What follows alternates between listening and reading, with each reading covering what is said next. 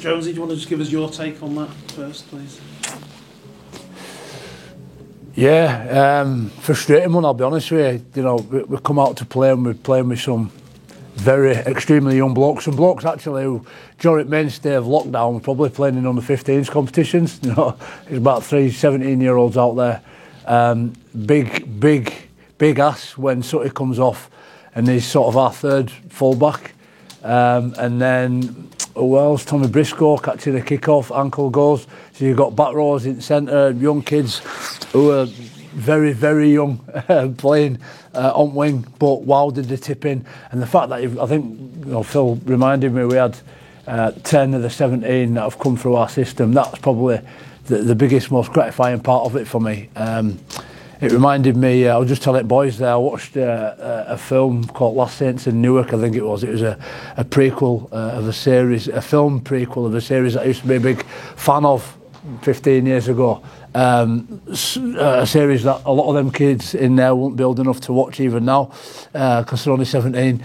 But it gives you the insight into some characters within the series, and I felt a little bit like we're in a bit of a prequel of something that could potentially be special going forward. You know, new coach coming in Rowan Smith, and I'm really excited about what he's going to bring. You know, with the pedigree that he's got in there, and the family background and what it reminds me of in my journey. And I just hope that those boys are in a bit of a prequel where, if they stick together, keep fighting and working hard like they have done tonight, that they're going to lift trophies. Not least because as well, lads like Cruz Leeman, Ash Hanley, Brad Dwyer in the last 3 or 4 weeks have been outstanding in terms of their leadership qualities. So loads of mixed emotions, happy to get the win. But listen, this is the first time in my life, probably last month, where winning's been something that's not been the paramount for me. It's not been the most important thing. It's been that bit underneath the proverbial iceberg where you see development of the environment, the governance and everything else that ultimately results in performance get better, though that's very hard to show people without getting results sometimes. Having said that, given the fact that you said in the programme it's a 4 points for both sides, how big a victory do you think that could prove to be tonight? Yeah, big. I was never really that bothered personally about the 4 point bit, as if we're going to be fighting relegation or all like that. It's far too early in the season. I think when you sort of look around edges at changing rooms at some of the players that have got to come back in, you're like, the second half of the season will be completely different. I've absolutely no doubt about that. So even if it had gone wrong for us tonight and we'd have not got the win, I wouldn't have, you know, been concerned internally though with me Leeds Rhinos fans hat on. Yeah, I'd have been, what's going on here? You know, somebody come up to me after the Cast game, a Leeds fan, last week, and says, where do we go from here? And you can start to see some panic, and I understand it. But when you're on inside, sometimes it just puts it into a little bit more context. We'll be fine. We'll be fine the next few weeks. We've got a different focus on the horizon, and we've run around the bend. I'm just really happy that the boys have got that W now. You know, that bit of a reward for real tough hard work that they've put in last month. How bad are the injuries to Sutcliffe and Briscoe? Sutty's had a bad knee for a while. His knee's been sore. We've had to manage that throughout the week. He's been limited to what training he's been able to do. But you know, a lot of our hours and pivots have had a lot of volume to get through because of injuries. You know, it compounds.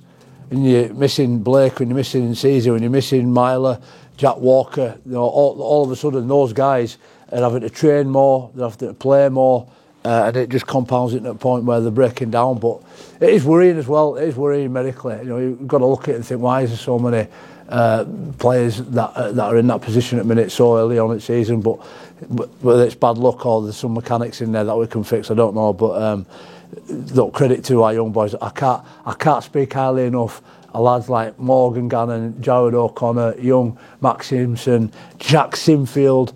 Some really big, important moments, important plays. Some really key pivotal times at game, and you know that from his pedigree and his what's between his ears that he's going to nail it. You just worry physically, is he old enough yet? And answers yes, though. You know, I hope we don't have to keep using him up too often, too soon. Did you say Tom's was his ankle? Ankle was Tommy Briscoe, yeah. Is that bad? He's limped off. It was sore before he went to catch the ball. off the kick-off. He's going to catch it. He said he's felt something pop or grumble in there, and yeah, it looked pretty bad when he come off. How tough was it? I mean, it's probably the first real test as an interim head coach. Try to roll the players into different positions. How tough was it keeping track of where everyone was? Yeah, quite difficult. You know, you've got Reece Martin, who actually I thought last week not a bad centre. Actually, he's all right. He's pretty good in there. And sometimes these people reveal new options and ideas. But it's look, we've got to play OKR next week. That's not a long time away. And between now and then, we've got to train as well. And we've got to try and get some sort of bodies on field and maximise what we've got. And you're sort of looking and thinking, well, who's going to play where? We're really struggling for outside backs at the minute. But it is what it is. We'll keep persevering. We've got a lot of character out there, and I just can't commend them enough for that. Does it accentuate the need for this loan signing then, and how close are you to maybe picking someone up? Yeah, that's up to Gary. We've got to speak to Gary about what he can do, what he wants to do, and ultimately Rowan Smith as well. You know, to get on phone, let him know what the situation is, and ask him what his thoughts are on it. You know, and when their feedback, I'll manage that as best we can. Myself, Longy, Rich Unnix and James Bledsoe, and we'll keep marching on together until back in the next week. Have you had a message from Rowan after this? Was he? Yeah, he's texted us, says, well done coach, enjoy it. I said, it's been a long time since we sung that song, but yeah, I will enjoy it for a day, and then we'll get his head round OKR, because that's a big test, and we don't want to get in front of ourselves. We've won one game, and we've won it in quite adverse circumstances, but it's a win nonetheless. We'll take that, and we'll keep marching on and prepare for OKR. Just lastly from me, Jones, if this is the last game that you're in interim charge of, what will you take away from the whole experience of being in charge? Oh mate, you haven't got long enough. No, you haven't got long enough. No, on a serious note, it's been one of the most enlightening experiences of my life. Certainly after 2.5 years since probably retiring, you've got to try and forge out a new identity. What was impressed upon me on reflection today was there's been lots of times when I've been mad full of anxiety for obvious reasons.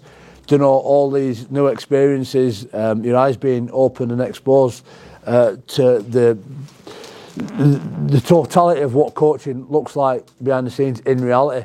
But there's never been a point where I've ever felt like that imposter syndrome, where it's not as if I don't belong here.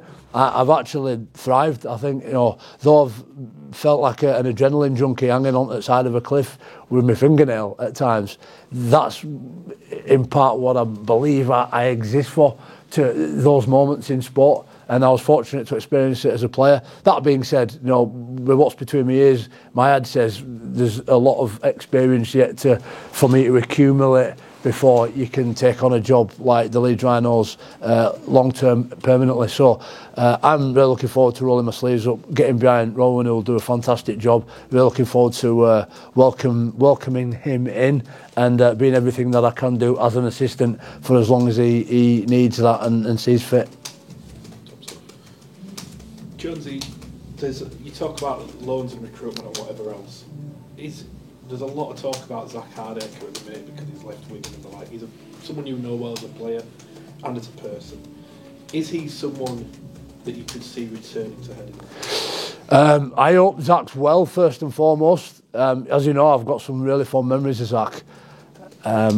What stood out with me, I remember when we made As Good As It Gets, is how forthcoming he's always been with some challenges and difficulties that he's had. He's had problems when he was at Cass, he's had problems at England, Wigan, but he never hides behind it. He's always first to put his hand up and admit that. And there's a lot of his old friends in there that love Zach to bits. We all recognise the character that he is. And I'd be more than willing to go put my arm around him and help him out in whatever way, shape or form. We're talking about culture, and it's really important, especially for these young blokes, that we get the right people in. We're going to set the right example. So again, that'd be up to Rowan and Gary Etherton as to whether they're going to allow Zach in. His potential as a player is phenomenal. So in that regard, yes, I would for sure. Would I be willing to put my arm around him and try and look after him? Yeah, absolutely, without a doubt. The old prodigal son. But again, that'd be up to Rowan and Gary as to whether that could happen. Thank you. How big of an and coming into the team. I thought he did really well. Yeah, everybody. Yeah, he's got a few fans, Jack, hasn't he? And I'm pleased. I had a bit of an emotional chat with Jack because he missed out last week. Max Simpson jumps in there, and I understand has been there as a player. Our best 18th man in the world for about 4 or 5 years, me, when I was coming through. There'd be about 6 or 7 injuries, and I'll still be 18th man week after. So I understand where they were feeling. And I sat down with him and said, look, sport can change overnight. You just got to be prepared and ready to jump on that opportunity. And through circumstances, that opportunity came tonight. And I'll tell you now, I grabbed him at half-time and said, if you play like that every week, you'll beat the team every week, because he was brilliant. He was outstanding, some really good moments. But we've not seen it for a while. And it probably took that little bit of fear, adversity for him to spark back into a player that he can be. And he's got to hold on to it. And look, he's sat in the changing room now with music on, and he's got an opportunity to hold on to that and grasp it for the next few weeks, because with that short of numbers, we're obviously short of a full-back. I thought he did really well there. But, yeah, credit to him. He took it with both hands tonight.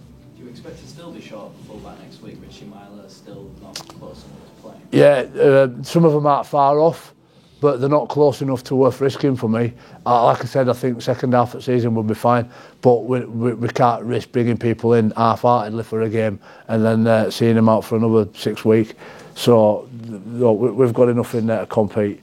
And again, these are all my decisions, by the way, now. But if it was up to me, I'd say we'll run with what we've got and make sure that when boys come back, they come back properly.